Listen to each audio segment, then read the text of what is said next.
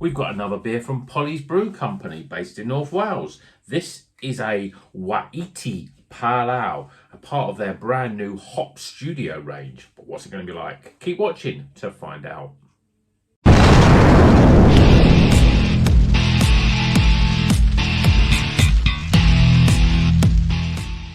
Welcome back to Rocker's Beer Review. Today we're going back to Polly's, back to North Wales, my favourite brewery, and their new range. This is the Hop Studio. It's a new range of basically single hop beers to get the most out of that single hop, and obviously to showcase those hops so people can really get an understanding. Now this is a Wai-iti, which is a New Zealand hop, and it actually's got some comments on the back. It says the tastes are freshly squeezed lime, peach, ripe apricot and wood.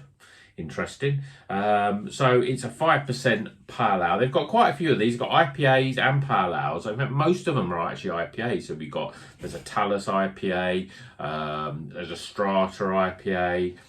There's quite a few different ones coming out, and obviously they wanted to showcase it. That's why they call it Hop Studios, a new range. So fresh off the straight off the press. This is a review we're going to be doing today. So let's crack it open, get it into our Polly's glass, and see what it's all about. I don't think I've had much. I'm sure I've had Wai-iti hop beers before. Obviously a New Zealand hop, but it's not as, it's probably closer to the likes of Muteka than it is to, say, Nelson Sauvin.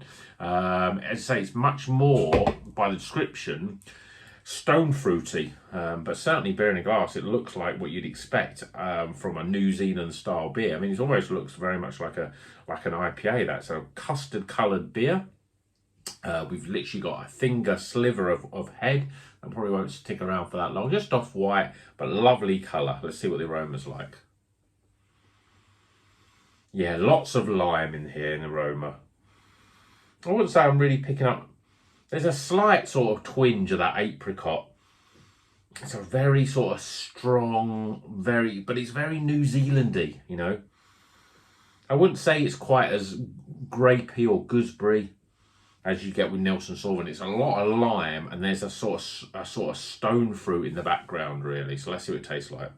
Cheers, everyone.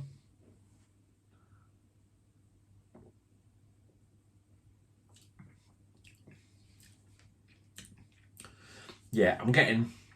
It's very like the aroma. You get big hits of lime, a real sharpness of lime. I'm waiting for the New Zealand sort of flavours to come in, but they're not. You're not getting those other New Zealand sort of flavours. Sometimes we get a lot of IPAs. You know, the other Polly's IPA that I had with different types of New Zealand hops in them, but you still get if you've got anything with Nelson's Sauvin, it really comes to the forefront. So this is quite an interesting sort of take, really. It's a lot more citrusy and with a slight sort of peachy, sort of apricotty sort of flavour. And it's a very quaffable beer. I think obviously it's a 5% pale ale. It's got a soft, medium body. I'd probably say medium to light body. I mean, it was only yesterday that I had the IPA, and obviously that had much more sort of velvety body. It's got a bit more oomph to it. This is a little lighter in terms of its body, but it's full of flavour.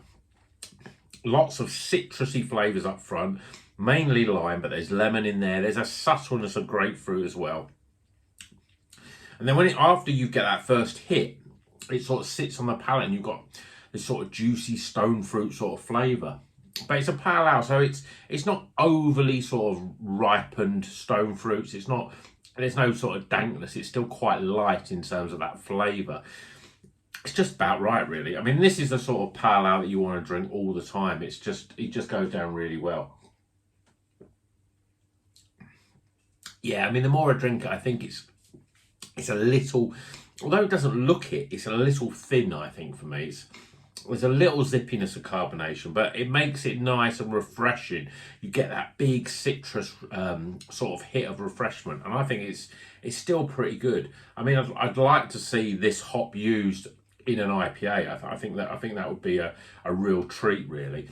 I think it's just a little bit thin, and the flavour sort of, although you get a big hit at first, There's no sort of lingering flavour. I mean, pale ales, typically you're not going to get huge amounts of sort of a back end flavour to it. It doesn't the flavour doesn't sit around, because a pale ale is meant to be sort of wash away really to some extent, make it more refreshing, make it lighter and easier to drink. IPA, those sort of tastes, they wrap themselves around your taste buds if it's a good one. And obviously, as soon as you get up to the double IPAs, you get more of that sort of lingering flavour. You don't get the lingering flavour. It's a little watery, I think, on the back end. But it's a real smashable sort of beer. Lots of zesty citrus up front. A little bit of stone fruit in there. And the more I taste it, it's the limey sort of lime flavour is definitely more dominant. But there's a more sort of crisp citrus flavour. And it just goes down really well. It's a really great beer. I mean, give it a go. I'm looking forward to. I will probably try the other ones. I mean, obviously, I know a little bit what Strasser's about. I'm not a massive fan of Strasser. And Talus. Again, I sometimes I like it, sometimes I don't. I prefer it, and I got a lot of these beers with a single. It's an interesting sort of setup with Polly's, because my preference, I do like. I think beers are better when they get the right combination of different hops. When you get one hop, it can go either way. It can either be really great, or it can be a bit sort of, some hops just don't work as well together. So I'm interested in some of those sort of hops, how they work together, especially the sort of lesser known ones. But they did a Strasser Pale Ale, and I thought, against the Citra one, it just didn't have the flavour. But maybe they will be different. So I'm interested to see what they're like. But let me know if you've had any of these Hop Studio ones. As I say, they're pretty much brand new, so they're just coming through now. Whether I will buy them and review them, but I mean, I think Polly's have had a slight rebrand. They're sort of playing around with some of their typeface and stuff. When I look at some of the other stuff, it was all about the big logo. Let me just put my I mean, if you can see those, it's all about that big logo, which I think is pretty good. But now they wanted to put more of the words, wanted to get the name on there, because I suppose a lot of their beers that the name is not actually on the front of the beer, which I suppose for a brand awareness you want to have that. But still, some really nice artwork. Obviously very flowery. They do quite a lot of flowery stuff, but it's a great beer. Wai-iti even.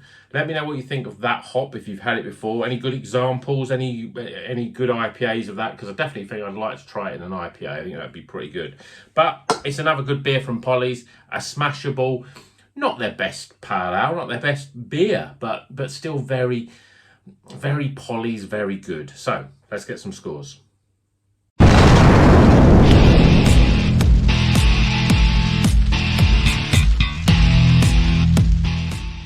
Okay, the scores are in for the Hop Studio Wai-iti Pale Ale. Wai-iti, that's the name. By Polly's Brew Co. Great beer, great example of that hop. So, what's the scores? Well, starting with aroma,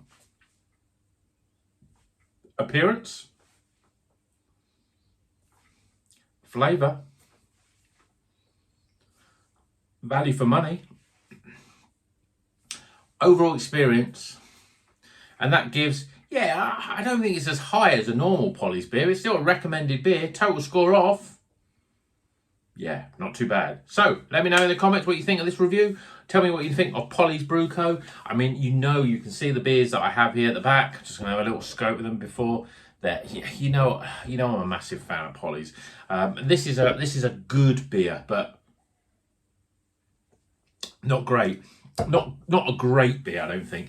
Just needs a bit more body. I think usually pale ales from Polly's are good. They have some almost like an IPA for some other brands, but this one is a lot thinner than usual. Maybe it should have been double dry hopped. I don't know. Maybe I'm whittling on. Well, I do know that. Like it if you like the video. Subscribe if you're not a subscriber. And remember, drink good craft beer and keep on rocking. See you in the next one, folks.